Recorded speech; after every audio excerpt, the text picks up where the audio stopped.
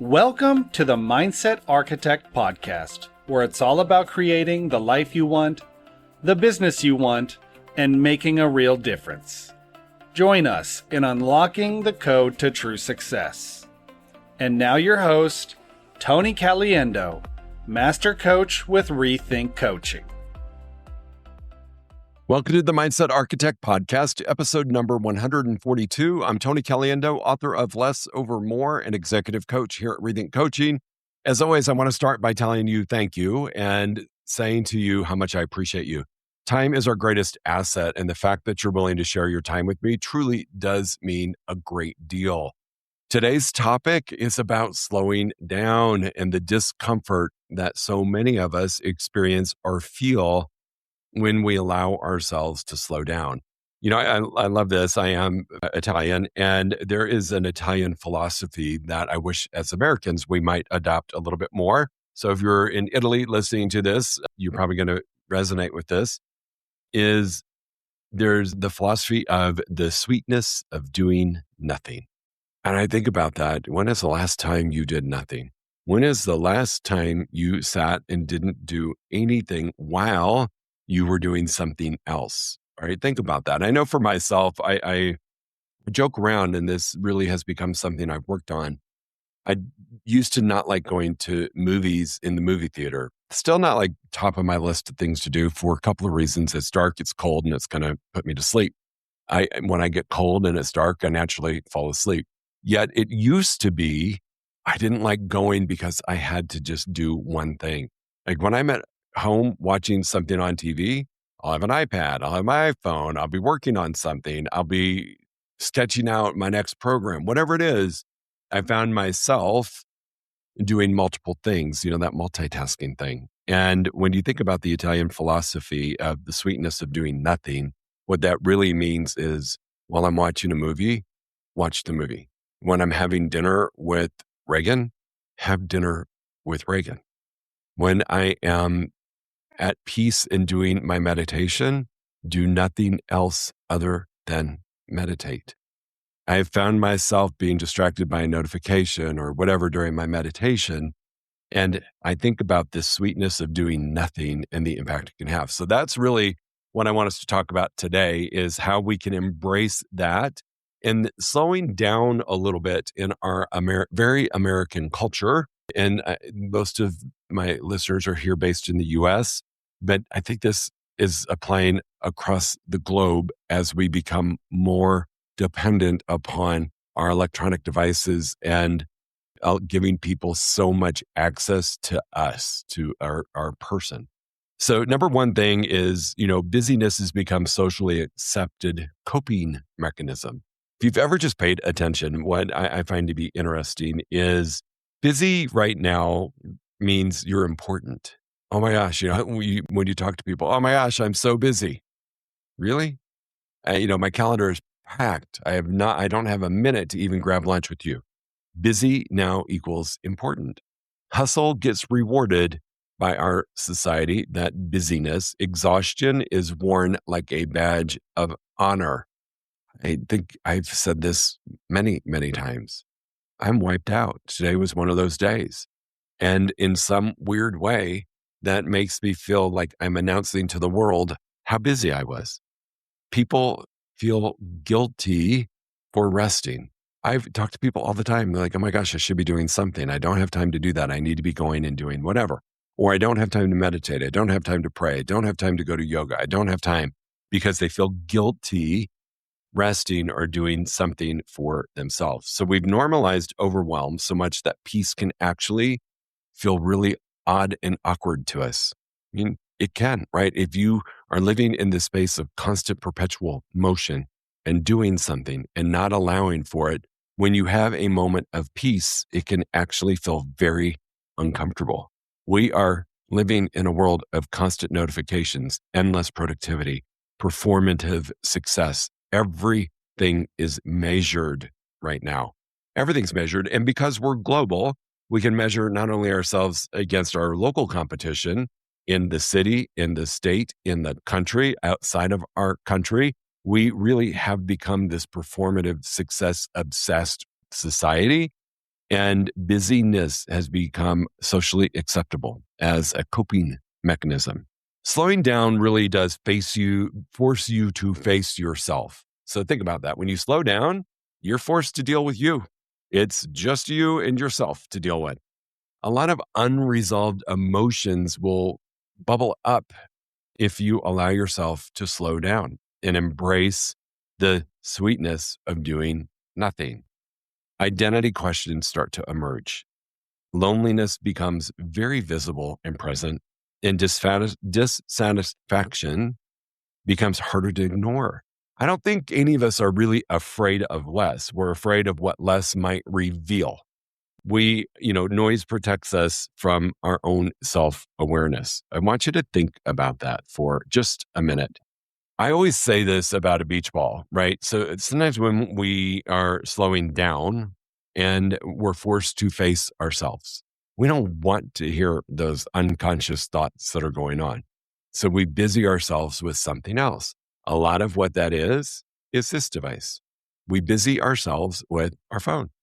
Have you ever been in a doctor's office or a waiting room or in a group full of people or even at a restaurant, and you see somebody in the stillness immediately reach for their phone? I see it happen to people at stoplights when they're no longer driving and having to pay attention to the road, that they pick up their phone at the stoplight because it's a distraction from their own thoughts. Slowing down really does force you to face yourself. And these distractions, I always say this, it's like a beach ball.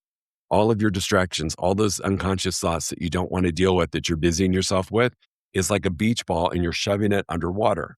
Now, I don't know about you. Every time I've held a ball or a beach ball underwater, it always pops out and smacks me in the face. It's just magically, it hits me in the face. That really is the same thing that can happen to you if you continue to ignore and not face yourself in the silence, in the sweetness of doing nothing. So don't be afraid of that. It's really when some great things happen.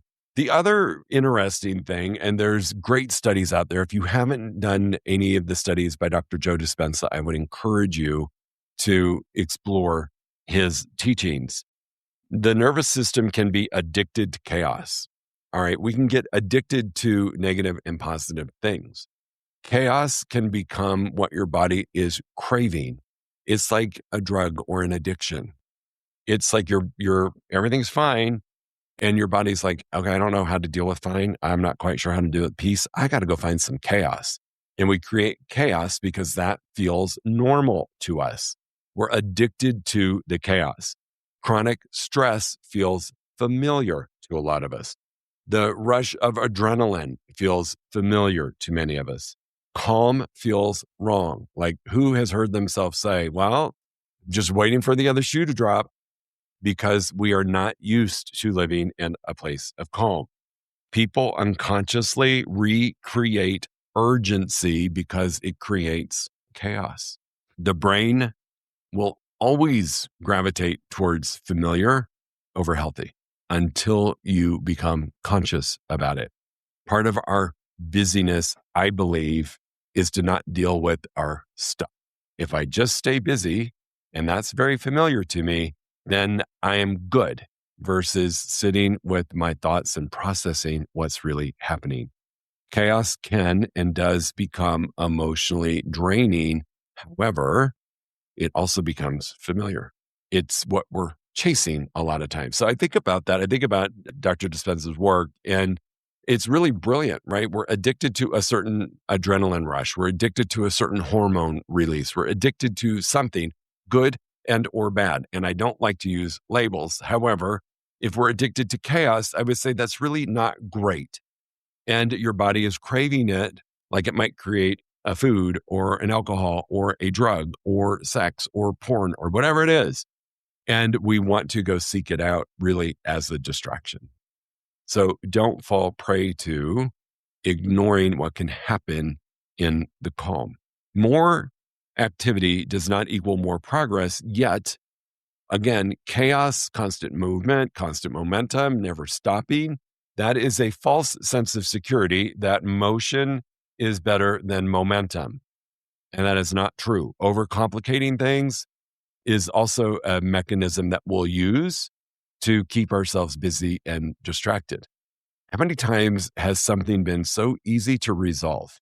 And then you start second doubting, second guessing, creating a what if? Well, what if that? What if that? What if that? That is a form of creating chaos and distraction.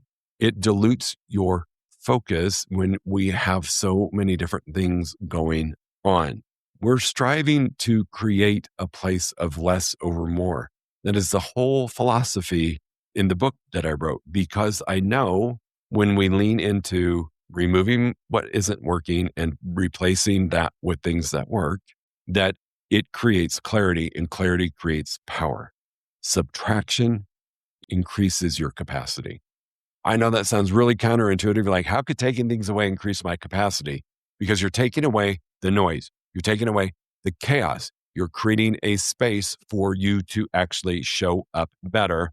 And it clears the path to your signal of what the direction you should be or could be going toward if you allowed to clear the noise so you could see and hear the true signal. Stillness does create clarity. Who has some of their best ideas come to them while they're in the shower or while they're meditating? It's because you've allowed stillness to enter your world. Stillness really helps you with priorities. Get creative. It increases your discernment, your decision making. Clarity allows you so many incredibly powerful things to enter into your life. Priority, creative, and discernment, those are pretty amazing things in my world that stillness allows to happen. When we're busying ourselves, I want you to think about this. It's your brain's brilliant way of protecting you from doing things it doesn't want to do or it views as dangerous for you. So it's going to, I call it shiny object syndrome. It's going to position all of these great opportunities in front of you so you can go running towards them instead of embracing stillness. Stillness is one of the best gifts. In that stillness, you're forced to deal with what you might be avoiding. You are in this space that you can actually realize what you want. You are in the space of recognizing the actions, activities, the tasks that you're doing, the thoughts that you're having, the beliefs you're holding on to, the old identity you're hanging on to that is draining you. And you get to figure out what energizes you. You cannot hear your deepest truth in life if you continue to create noise for yourself. This is really important. You cannot hear your deeper truth in life if you continue to live in a space of constant noise. Stillness is one of the biggest gifts that you can provide for yourself. I've shared this in many, many, many podcasts, and I'm going to share it again. Every day in my world, I have time set aside for thinking time.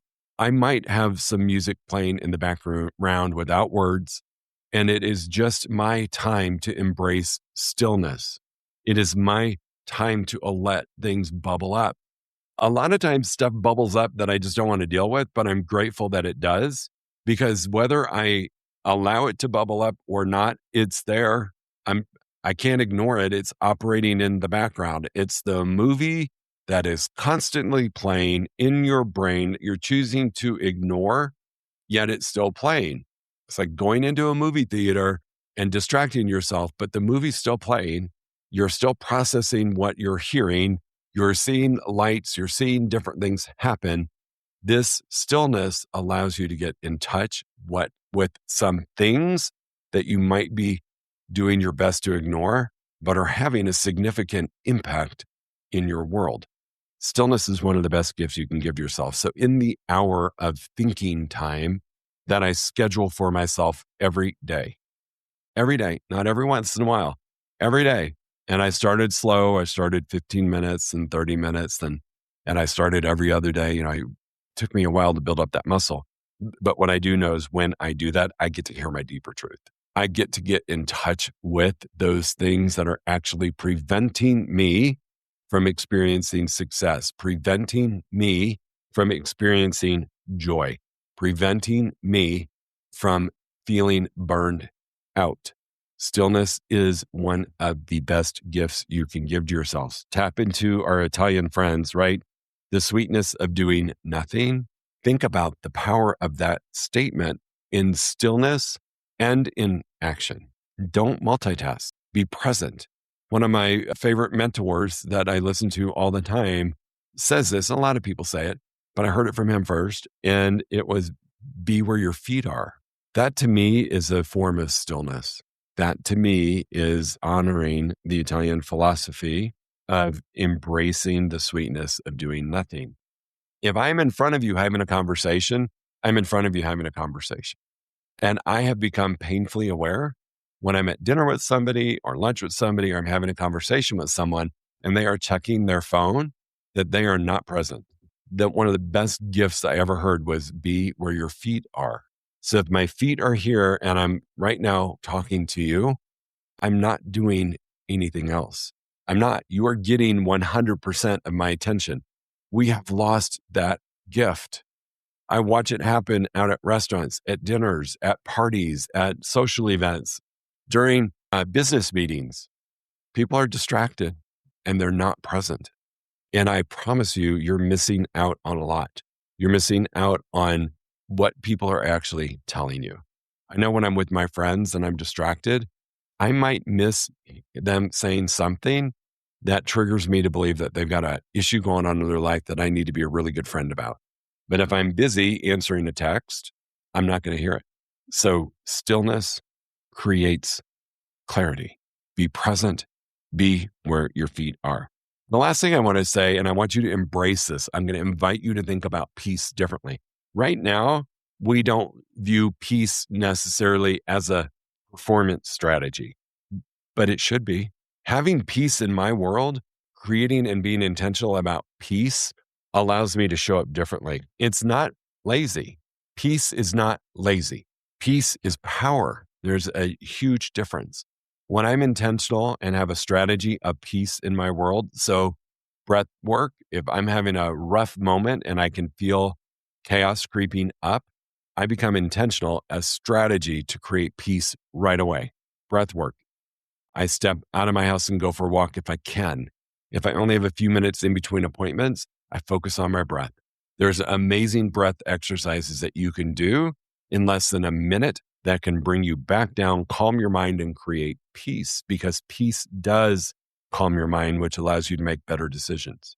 When you're making a decision out of chaos, you're less likely to make the best decision. You'll make a decision, yet usually when it's over, you'll think, I could have done that differently. I could have done it better. Peace is less anxiety, better leadership. I mean, taking a moment to focus on my breath and to force peace into my world is a great strategy because it does those things. Focused energy will always outperform frantic energy. This is, again, where peace should be a built-in strategy. If you're feeling frantic, do not make a decision. Get your energy focused. Do what you need to do. Close your eyes, meditate, say a prayer, grab your journal, go for a walk, do a quick breathwork exercise, stand up, do a stretch, do something to pattern interrupt the frantic and create focused energy. You'll make much better decisions and you'll show up. Peace is, as a strategy, creates sustainability and it beats hustle every single time. So do what you need to do to make peace a strategy in your business and in your life. We don't do it. It's, to me, sometimes it's sad to think about how we've evolved to a place of constant chaos. And that peace is a foreign concept to us. Really need to think about it as a strategy in your life, in your business. If you do it in your life, it'll happen in your business, right? How you do one thing is how you do everything. And so create it in one of those places, you'll experience it in both. So maybe the reason slowing down feels uncomfortable for you is it's because for years you've been taught that your value lies in your productivity. Your worth was never supposed to be measured by how exhausted you are, yet we do it all the time. We do it all the time. Take a moment. Less over more is learning that peace is not something you earn after the work is done. It's something you want to instill and create and use as a strategy. So I'm going to invite you to think a little bit differently about slowing down and the tremendous impact that it could have in your business and in your life. I really am taking it to heart. I saw this in a recent post about the Italian philosophy, and I've done some research on it. And we can learn a lot from our friends who have embraced the sweetness of doing nothing. And sometimes that nothing is just creating peace. All right, team, go make it an amazing week, and we'll talk to you soon. If you enjoyed listening to this podcast, you must come check out the Mindset Architect Group Coaching Program. It's our monthly program where we explore the power of your mindset, help you identify what you truly want in business and life, and then help you reach those goals. Come check us out at rethinkcoaching.com/group-program. That's rethinkcoaching.com/group-program. We'll see you there.